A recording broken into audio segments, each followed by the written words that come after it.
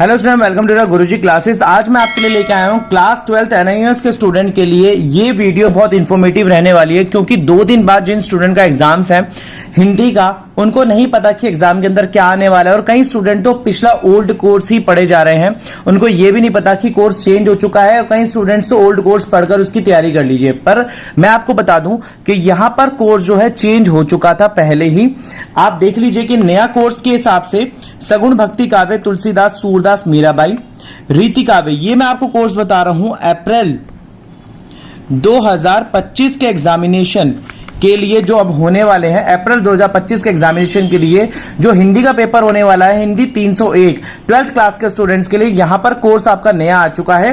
जो स्टूडेंट्स पुराने कोर्स पढ़कर आगे अपनी तैयारी कर रहे हैं वो बिल्कुल भी ना करें क्योंकि नया कोर्स आ चुका है यहां पर। तो नए कोर्स का पहला चैप्टर है यहां पर सगुण भक्ति काव्य, तुलसीदास, सूरदास और मीराबाई। इसके बाद आता है रीति काव्य, बिहारी और पदांकर। इसके बाद आता है उत्तर छायावादी कविता, दिनकर और बच्चन की। फिर आता है साठोत्तरी कविता, सर्वेश्वर दयाल सक्सेना और दुष्यंत कुमार। इसके बाद आता है अगला चैप्टर 8 समकालीन कविता, आज की कविता, राजेश जोशी तथा नरेश सक्सेना। इसके बाद 9th चैप्टर आता है चीफ की दावत, भीष्म साहनी के द्वारा लिखी गई। इसके बाद आता है पीड़िया और गिटिया, हरिशंकर परसाई के द्वारा लिखा हुआ। 13 चैप्टर आता है 13 चैप्टर सुभद्रा कुमारी चौहान तथा महादेवी वर्मा का। इसके बाद आता है 14 चैप्टर कुटुज, आचार्य हजारी प्रसाद द्विवेदी का। इसके बाद आता है 16 रीढ़ की हड्डी, जगदीश चंद्र माथुर का। इसके बाद आता है अंडमान डायरी, श्रीकांत शर्मा के द्वारा लिखा हुआ। इसके बाद टिप्पणी और प्रारूपण क्या होता है। फिर आता है हिंदी के विविध प्रयुक्ति क्षेत्र, फिर हिंदी के अनुसार हिंदी और जनसंचार माध्यम, फिर हिंदी और प्रौद्योगिकी। ये आपके टोटल चैप्टर है। कुल मिला के ये आपके चैप्टर है 1 2 3 4 5 6 7 8 9 10 11 12 13 14 15 16, कुल मिला के 16 चैप्टर्स आपके आने वाले हैं। ये वाले चैप्टर आपके टीएमए के हैं। जिन स्टूडेंट ने अपना टीएमए जमा कराया होगा वो इन चैप्टर के कराया होगा। तो जिन स्टूडेंट ने यहां पर इन चैप्टर के हिसाब से तैयारी करी है वो वेल एंड गुड, उनकी प्रिपरेशन पूरी तरीके से है। चलिए मैं आपको यहां पर दिखाता हूं। जैसा कि आपको वीडियो के थंबनेल से पता लगा होगा कि पेपर लीक, मतलब कि मैं आपको दिखाने वाला हूं अक्टूबर 2024 का एग्जाम यहां पर कि पेपर में क्वेश्चन किस तरीके से आए हुए हैं और किस तरीके से आपको लिखना है। देखिए ये हिंदी का पेपर है, कुल टोटल ABCD 4 इसके पार्ट है। यहां पर देख लीजिए क्या करना है। यहां पर जो 1 से 20 तक के अंक हैं, 1 से 20 तक के प्रश्न है वो 1 अंक के हैं। इसके बाद 21 से 25 तक के 3 अंक के हैं 2 प्रश्न, 7 अंक के 2 प्रश्न है और 10 अंक के 1 प्रश्न है। और ऑप्शन भी दिए गए यहाँ पर निर्देशानुसार।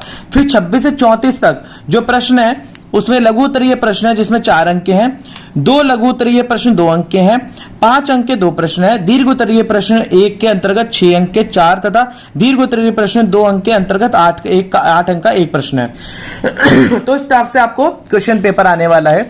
देखिए यहां पर कैसे क्वेश्चन पेपर आएगा। यहां पर आपको दे रखा है 1-1 नंबर के 20 क्वेश्चन है, तो यानी कि 20 नंबर के क्वेश्चन है। बहुत सिंपल है। देखिए आपको मैंने जब एक चैप्टर बताया था चीफ की दावत से क्वेश्चन दे रखा है। यहां पर चीफ की दावत के से अंदर से दूसरा क्वेश्चन भी आ गया यहां पर चीफ की दावत से। इसके साथ ही अगला प्रश्न यहां पर फिर दोबारा से चीफ की दावत से अगला प्रश्न आ चुका है। यहां पर 1 प्रश्न दे रखा है और 4 आंसर। जिस प्रकार से, जैसे कि मैं आपको बता देता हूं, यहां पर लिखा है कि चीफ की दावत पाठ में श्यामनाथ मां पर दबाव बना रहा था, भैया के घर जाने के लिए, फुलकारी बनाने के लिए, हरिद्वार ना जाने के लिए, कुर्सी पर बैठने के लिए। तो इसका राइट आंसर बी है क्योंकि वो फुलकारी बनाने के लिए मां के ऊपर दबाव डाल रहा था। तो इस तरीके से बहुत सिंपल है। आपको 1 क्वेश्चन और 4 आंसर दे रखे होंगे, आपको चूज करने हैं। इसके बाद यहाँ पर वयोध्य साहित्यकार पीढ़ियों और गिट्टियों से आपको क्वेश्चन दे रखा है। पीढ़ियों और इसी में ऑप्शन में दे रखा है विकल्प, यानी कि ऑप्शन दे रखा है पीढ़ियों और गिट्टियों से एक और क्वेश्चन दे रखा है। फिर सुभद्रा कुमारी चौहान से एक क्वेश्चन दे रखा है। फिर कुटुज पाठ से, जो मैंने आपको बताया था, उससे क्वेश्चन दे रखा है। फिर कुटुज से, इसी की मैं ऑप्शन में दे रखा है। फिर राजा जनक के साथ कुटुज की तुलना क्यों करी गई है, यहाँ पर 1 क्वेश्चन 4 आंसर दे रखा है। इसके बाद कुटुज पाठ से 1 question 2 answer, 1 question 4 answer option दे रखे हैं यहाँ पर। इसके बाद रीढ़ की हड्डी से 1 क्वेश्चन 4 ऑप्शन दे रखे हैं आपको। अंडमान डायरी से 1 क्वेश्चन, साथ में 4 ऑप्शन दे रखे हैं। आपको सिर्फ ऑप्शन सेलेक्ट करते जाना है, MCQ, मतलब कि आपके 20 नंबर 20 मार्क्स तो आपके बहुत इजीली आने वाले हैं और टोटल पासिंग मार्क्स है 26। तो मेरे बच्चों प्यारो, जो 20 नंबर के एमसीक्यू राइट कर आओगे आप लेसन पढ़कर, तो आपको लगा लो कि आप तो हिंदी में बहुत इजीली 80 क्रॉस करने वाले हो भैया। इसके बाद आता है कार्यालय ज्ञापन तथा अर्ध सरकारी पत्रों का किया जाता है। 1 क्वेश्चन 4 आंसर और 4 ऑप्शन। फिर 1 क्वेश्चन इसी का तैनाती, 1 क्वेश्चन 4 ऑप्शन दे रखे, 1 क्वेश्चन 4 ऑप्शन। 13th क्वेश्चन भी यहां पर आ रहा है बिहारी के दोहे से। फिर दोबारा बिहारी के 2 से ऑप्शन दे रखा है, फिर कविता के अनुसार संयुक्त परिवारों का दे रखा है यहाँ पर, संयुक्त परिवारों के एक क्वेश्चन है, फिर आता है फिर क्या भूलू क्या याद करूं, ये वाला कुछ चैप्टर भी दे रखा है आपको, ये वाला एक और यहाँ पर आ गया। 16 क्वेश्चन सूरदास आ गया, फिर 17 आ गया, 18 वाला आ गया, 19 आ गया, फिर यहाँ पर 20th आ गया। 20th के अंदर भी एक क्वेश्चन 4 ऑप्शन, एक क्वेश्चन 4 ऑप्शन यहाँ पर आपको दे रखे हैं। ये मेरे एक स्टूडेंट का एग्जाम है जो कि लास्ट ईयर जिसने दिया था। ठीक है, इसके बाद आता है निम्नलिखित प्रश्नों में से किन 3 प्रश्नों के उत्तर देने एक एक वाक्य में। सेल्युलर जेल मुख्य स्तर कहां पर है, रीढ़ की हड्डी का आ गया, सुभद्रा कुमारी चौहान। ज्यादातर क्वेश्चन आंसर ज्यादा आ रहे हैं। देखिए फिर 3 उत्तर देने आपको, निम्नलिखित में से किन्हीं 3 उत्तर के सही गलत में जवाब दीजिए, यानी कि सही और गलत, यानी कि ये ट्रू और फॉल्स, ये भी आपके 3 नंबर का आएगा, ट्रू फॉल्स। इसका निम्नलिखित काव्यांश को ध्यान से पढ़कर नीचे देगा कि नहीं 7 सर्वाधिक उपयुक्त उत्तर वाले विकल्प चुने। देखिए इन काव्यांश को पढ़ना है आपको, और इन काव्यांश में से यहाँ ऑप्शन दे रखा है, इसके ऑप्शन पेंट और चप्पल प्रतीकार्थ क्या है, इसके 4 ऑप्शन दे रखे हैं। फिर इसके ऑप्शन में दे रखा है यहाँ पर क्वेश्चन विद 4 ऑप्शन, फिर यहाँ पर क्वेश्चन 4 ऑप्शन, फिर क्वेश्चन 4 ऑप्शन, ये सारे इस काव्यांश में से दे रखे हैं। इस काव्यांश में से आंसर देने आपको, यहाँ पर आपको लगा लिया ज तक है। यहाँ पर बदहवास शब्द का क्या अर्थ होता है, बदहवास शब्द का मतलब होता है परेशान, कसूरवार, बदतमीज और दुखी। यहाँ पर बताना था कि बदहवास शब्द का क्या अर्थ है।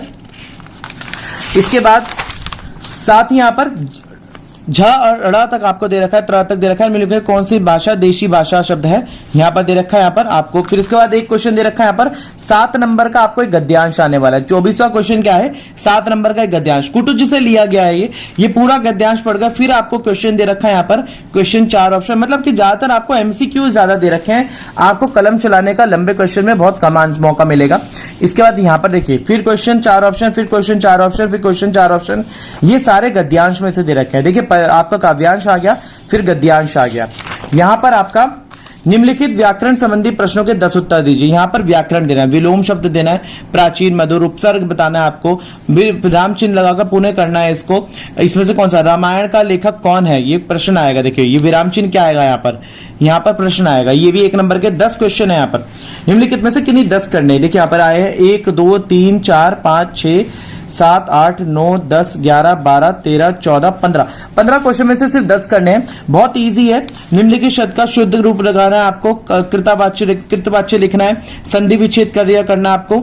इसके बाद विग्रह सही देना है, इक प्रत्यय से 2 शब्द बताने हैं।